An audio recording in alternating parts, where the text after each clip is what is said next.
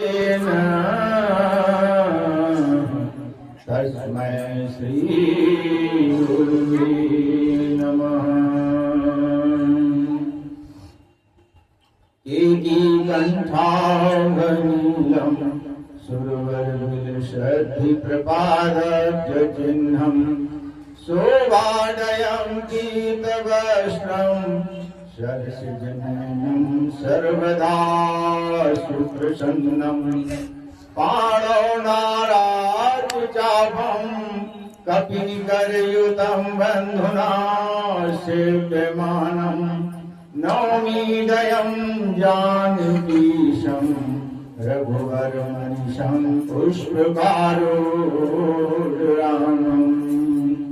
कोशलेन्द्रपदकञ्जमञ्जुलो कोमलावज महेशवन्दितो जानकीकर सरोजलालितो चिन्तकस्य मनोरङ्ग सञ्जिनो कुन्दु इन्दुधर गौर सुन्दरम् अम्बिकापतिं भीष्टसिद्धिदम् कारुणिक कल्पजलोचनं नौमि शङ्करमनङ्गमोचनम्।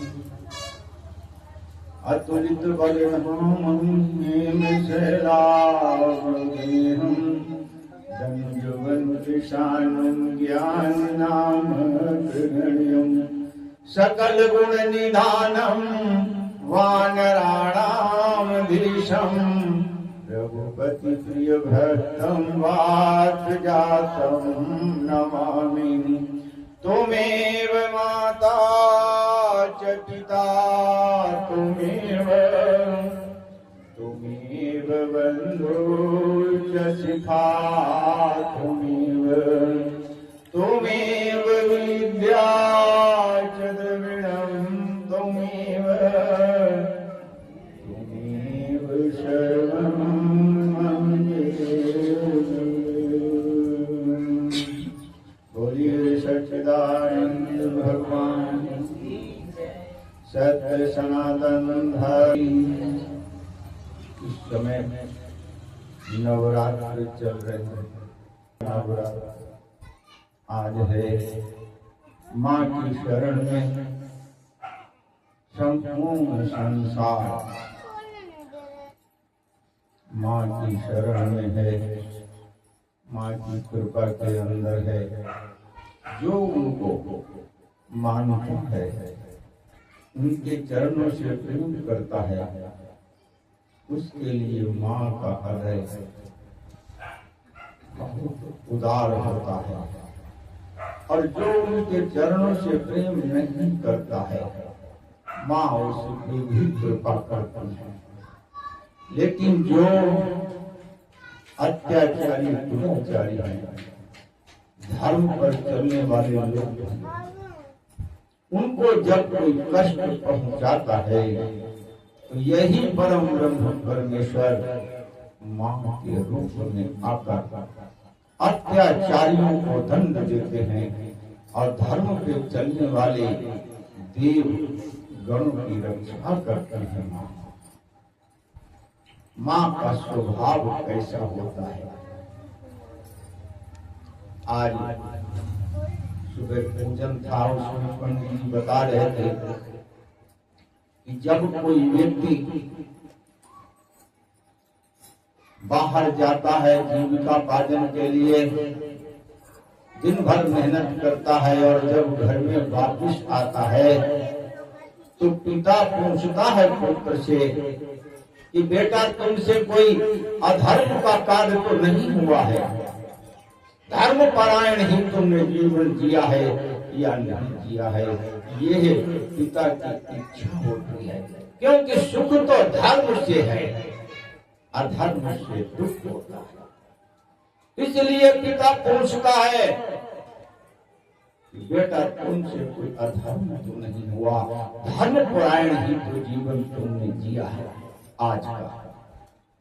पुत्र कहता है कि पिताजी जो आपकी इच्छा होती है हम उसी के अनुकूल चलते हैं। पत्नी मिलती है, पत्नी की भी यही इच्छा होती है, क्योंकि जिसके घर में धर्म होता है, दूसरे को सुख देने की वृत्ति होती है, देव परायण वृत्ति होती है, और देवताओं के हित के लिए जो परिवार होता है वो धर्म पत्नी भी यही पूछती सबसे पहले है कि हे पतिदेव, किसी प्रकार की कोई गलती जीवन में तो नहीं हुई, लेकिन मूल रूप से इच्छा पूरा परिवार, सास भी सुखी रहे, ससुर भी सुखी रहे, पुत्र आदि जो बच्चे हैं वो भी अच्छे से स्कूल में पढ़ें और घर परिवार पूरा सुखी हो। इसलिए धर्म धन से ये इच्छा होती है, क्योंकि धर्म आप देखेंगे नवग्रह में सबसे पहले सबसे ऊपर ओम, जो परम ब्रह्म परमेश्वर का स्मरण, और जो परम ब्रह्म परमेश्वर परम पिता परमेश्वर का जो पहला रूप पहला नाम जो ओम होता है सबसे ऊपर होता है, और दूसरा श्री होता है।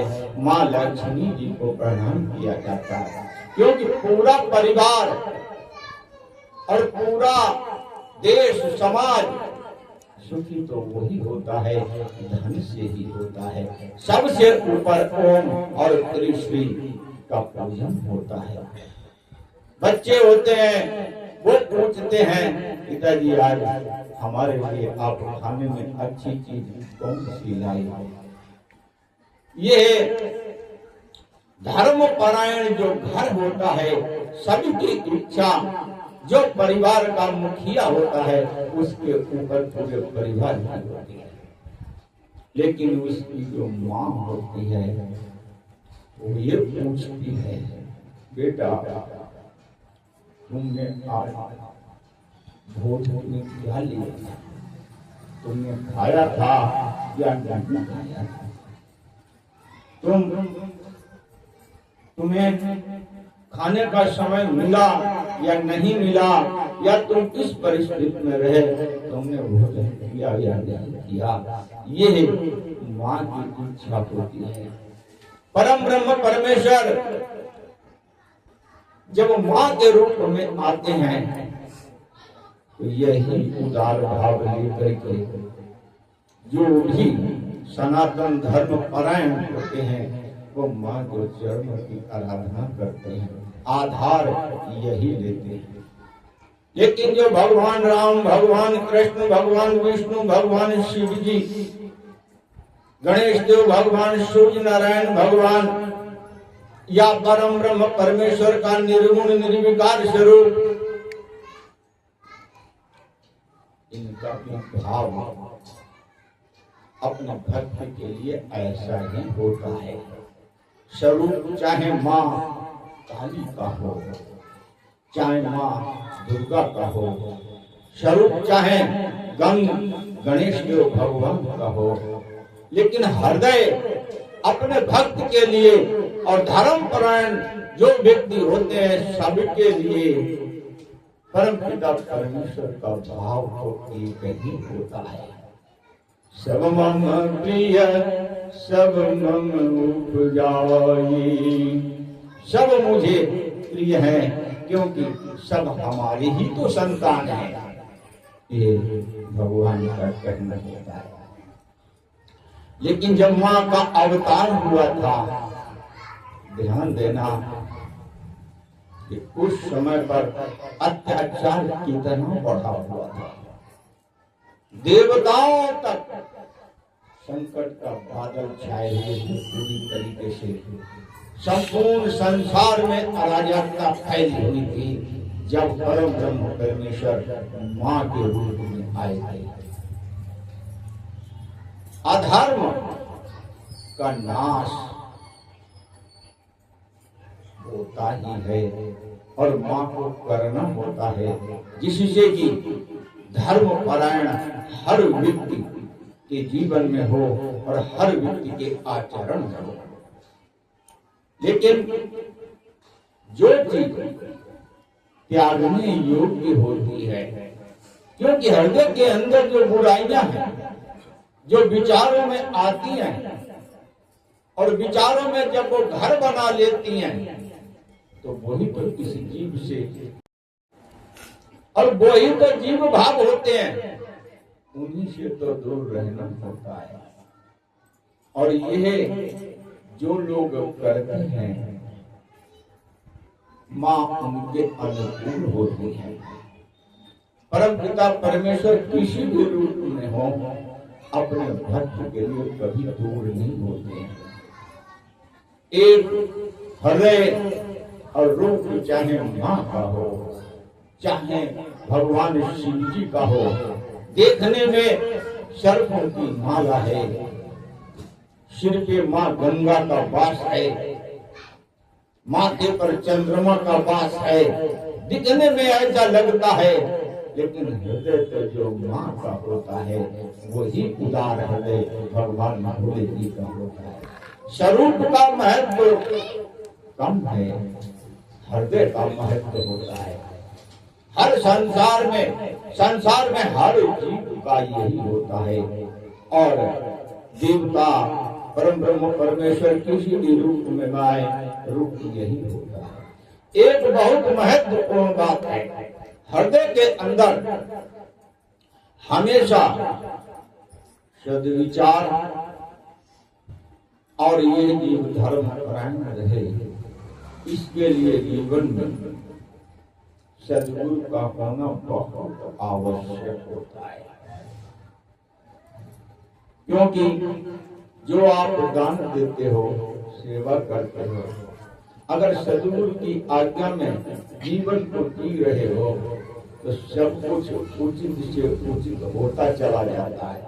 इसलिए कि वहां ये भाव होता है, सद्गुरु के द्वारा अगर किसी संत को आप सेवा में हो, भोजन करा रहे हो या अन्य कोई धर्म परायण कार्य कर रहे हो, उस समय जो भी तुम्हारी वृत्ति, जो भी तुम्हारा स्वभाव होता है, वो सद्गुरु के द्वारा अच्छे विचारों से सुसज्जित होता है।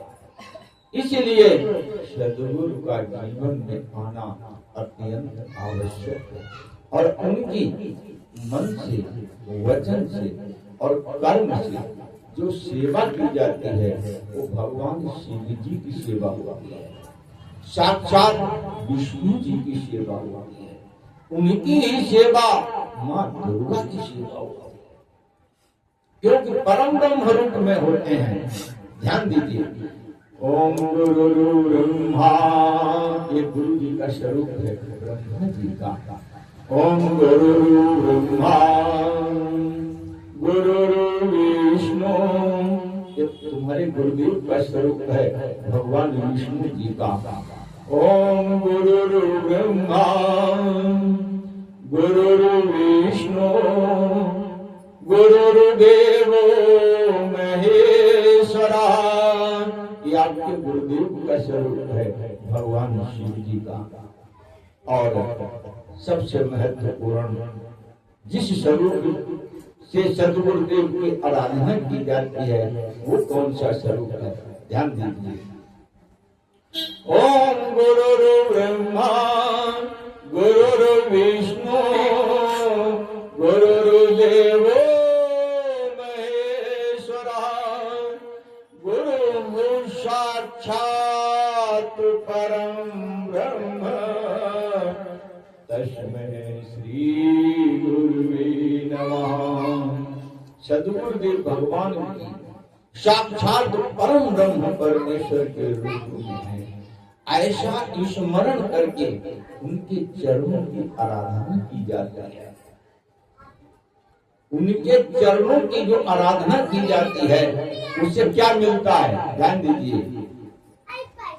श्री सद्गुरु पदनख मणिगण ज्योति सुमिरत दिव्य दृष्टि होती। सद्गुरु पदनख मणिगण ज्योति सुमिरत दिव्य दृष्टि होती। यह सद्गुरुदेव भगवान का ऐसे सुंदर भाव से जब दर्शन करोगे और दर्शन करते हुए उनके चरणों का जैसे ही स्मरण करोगे वैसे ही दिव्य दृष्टि प्राप्त हो जाए। दिव्य दृष्टि ये दृष्टि है हमारी आपकी, ये जीव भाव की दृष्टि है। जीव भाव में पुरुष स्त्री को जब देखता है सुंदर भाव नहीं बनता है। इसीलिए हमारा धर्म कहता है कि पर्दे में रहना चाहिए, दूर रहना चाहिए, ज्यादा बातें नहीं करना चाहिए, खुद को संयम में रखते हुए जीवन को चलना चाहिए। इसलिए कि जीव भाव होता है। लेकिन यही भाव जब सद्गुरुदेव भगवान के चरणों की तुम आराधना करते हुए सुंदर भाव परम ब्रह्म परमेश्वर के रूप में, ब्रह्मा जी भी वही है, शिव जी भी वही है, भगवान विष्णु जी भी वही है, साक्षात परम ब्रह्म रूप में भी वही है, ऐसे चरणों का जैसे ही स्मरण करोगे जीव भाव समाप्त हो जाएगा, दिव्य भाव बनेगा। जो दिव्य भाव बनता है वो कैसा होता है, ध्यान दीजिए। श्री सद्गुरु पदनक मणिगण ज्योति सुमिरत दिव्य दृष्टि होती। हृदय की एक आंख होती है जिसे पट भी कहते हैं, दरवाजे भी करते हैं। हृदय की आंख खुल जाए, ये सद्गुरु के पास चाबी होती है। जिस ताले से हृदय रूपी ताला बंद होता है उसमें हमेशा दूषित भाव होते हैं। उस ज्ञान रूपी चक्षु को खोलना ये सद्गुरुदेव भगवान के पास वो चाबी होती है। चाबी कौन सी होती है जानते हो? उनके वचन। कौन सा? ध्यान दीजिए, उनका जो वचन होता है वो वचन सूर्य नारायण भगवान की तरह प्रकाशमय होता है।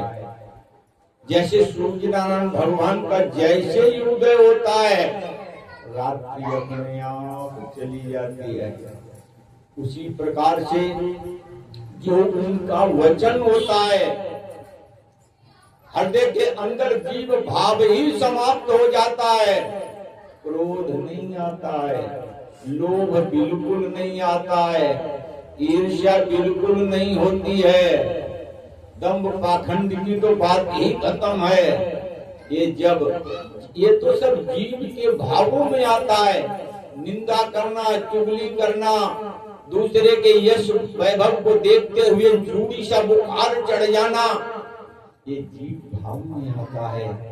दिव्य दृष्टि में ये नहीं आता है, समभाव में ये नहीं आता है। ये जो दिव्य दृष्टि होती है सद्गुरु के वचनों से आती है। लेकिन वचनों के बारे में बताते हैं सद्गुरु वैद्य वचन विश्वासा संयम यह न विषय के आशा। सद्गुरु वैद्य वचन विश्वासा संयम यह न विषय के आशा। राम भगति संजीवनी मूरी अनुपान श्रद्धामति पूरी। यही विधि भले ही सो रोग न साही नाहित जतन कोटि नहीं जाई। यही विधि भले ही सो रोग न साही नाहित जतन कोटि नहीं जाई। सद्गुरु वैद्य, सद्गुरुदेव भगवान का जो वचन होता है, एक तो सद्गुरुदेव भगवान के वचन मिलना बहुत मुश्किल है। पूरा जीवन ऐसे ही व्यतीत हो जाता है, महापुरुष के चरणों की सेवा ही नहीं मिलती है। और जब सेवा मिल गई तो उनके वचनों से विश्वास हो जाए। आप कौन सी इच्छा लेकर के सद्गुरुदेव भगवान की सेवा में जाएं? संयम ये न विषय के आशा